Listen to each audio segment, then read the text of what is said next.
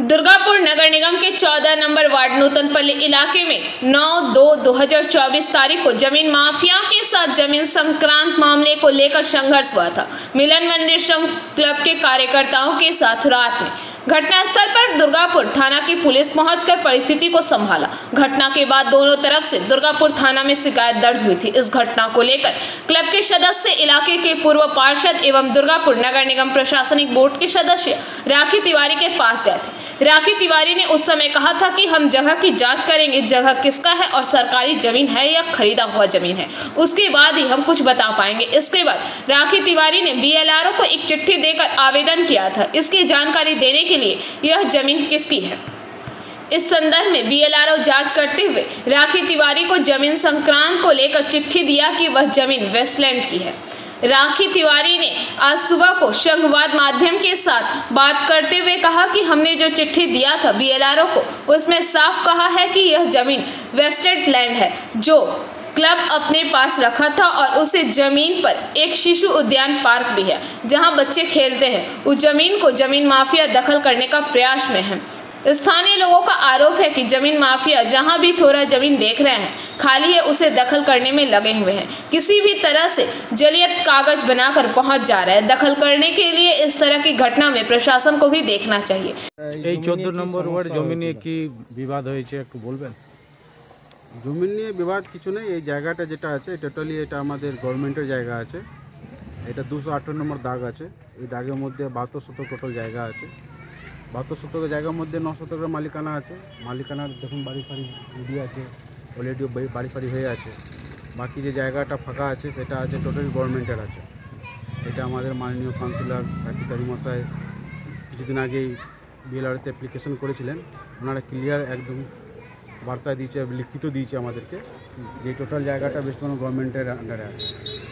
কিছু জমিনের দালালগুলো যেগুলো আছে, যারা দালাল, জমিনের মালিক নয়, জমিনের দালাল, যারা দালালি করে এসছে চিরকাল থেকে, তারা এই ফাঁকা জায়গা দেখে এই শিশুদানের জায়গাটাকে ক্যাপচার করে ওই বিক্রি করতে চেয়েছে। তাই জন্য আমাদের যে পাড়া প্রতিবেশী, আমাদের নদীপল্লীর যে নাগরিকবৃন্দরা যারা আছেন তারা এই আন্দোলনে নেমেছেন। নেমে বলছে না, এটা কোনো দখল করা যাবে না, এটা যেটাই কাজে লাগুক, সরকারি কাজে লাগুক, শিশুদ্যান হোক, হেলথ সেন্টার হোক, যেটা জন কল্যাণের যে কাজে লাগবে জায়গাটা সেই জন্য হোক। জায়গাটা কি ভেস্টেড? জায়গাটা ভেস্টেড। জায়গাটা ভেস্টেড বলতে গভর্নমেন্টের জায়গা।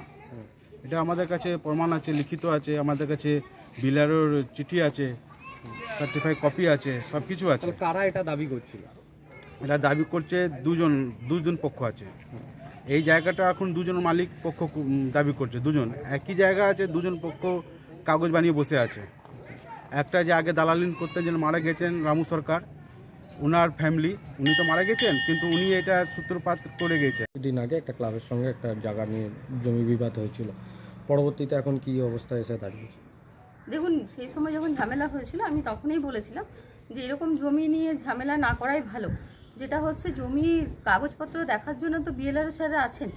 তো ওই ঝামেলার পর আমি BLRO স্যারকে একটা চিঠি করেছিলাম 17/2 মানে ফেব্রুয়ারি মাসে। তো উনি আমাকে একটা রিপ্লাই করেছেন মার্চ মাসে। উনি আমাকে একটা তারপরেই রিপ্লাই দিয়েছেন। তো সেখানে যে জমিটা নিয়ে ঝামেলা হচ্ছিল সেই দাগ অনুসারে দেখা যাচ্ছে সেটা ভেস্টেড ল্যান্ড, সেটা মনে হয় দাগ নাম্বার 218। আর ওনারা যে দাগ নাম্বারগুলো দেখাচ্ছে তার উপরে কিন্তু বাড়ি হয়ে আছে এবং যাদের বাড়ি হয়েছে তাদের মিউটেশন মানে সমস্ত কাগজ হয়ে আছে তাদের। তো সেই জায়গায় তো আমরা BLRO স্যারের কাছে আইনের পথে গিয়ে আমরা সঠিক জবাব পেয়েছি এবং এখন আমরা আইনের কাগজ দেখে আমরা বলতে পারি জমিটা ভেস্টেড ল্যান্ড। তাহলে এটা কি জমির মাফিয়া, কি এটা কোনো চক্রান্ত ছিল এদের এটা দখল করা? দেখুন, এই শিশু উদ্যানটাকে চক্রান্তই বলতে পারি, কারণ তারা তো বিভিন্ন রকম কাগজ নিয়ে আসছিল এবং সেই কাগজ ভিত্তিতে আমরাও হয়তো একটু হতবাক হচ্ছিলাম।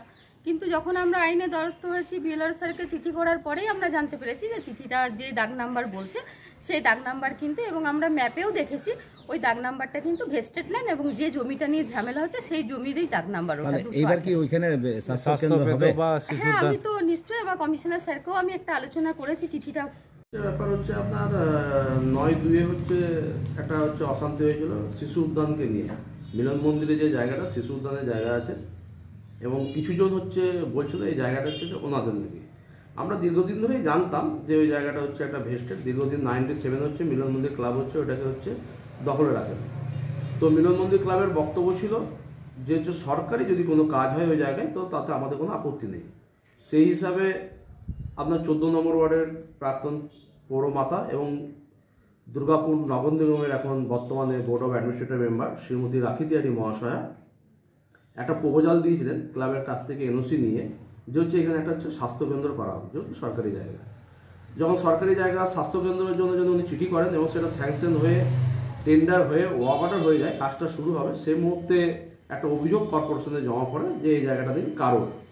তো সেই ক্ষেত্রে আমাদের পৌরমাতা রাখি তিওয়ারি সে সময় হচ্ছে কাজটাকে স্টপ করেন, যেহেতু পরে কাগজপত্র দেখা হবে যে কী আছে না আছে। তো পরবর্তীকালে দেখা যায় হচ্ছে অনেক হচ্ছে দালাল রাজ এই জায়গাটাকে বিক্রি করার জন্য চক্রান্ত করে। সে সময় হচ্ছে ক্লাবের সাথে একটা হচ্ছে বিশাল অশান্তি হয় এবং সেই অশান্তির পরিপ্রেক্ষিতে আমাদের কাউন্সিলর পৌরমাতা রাখি তিওয়ারি মহাশয়া তিনি হচ্ছেন একটা হচ্ছে চিঠি করেন 17/2 বিএলও সাহেবকে যে এই জায়গাটা ট্যাটাস কি।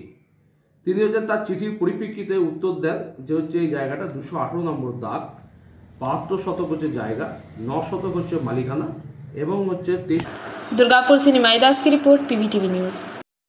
नियमित अपडेट एवं दुनिया भर की ताज़ा खबरों के लिए हमारे फेसबुक पेज को फॉलो एवं यूट्यूब चैनल को सब्सक्राइब करें।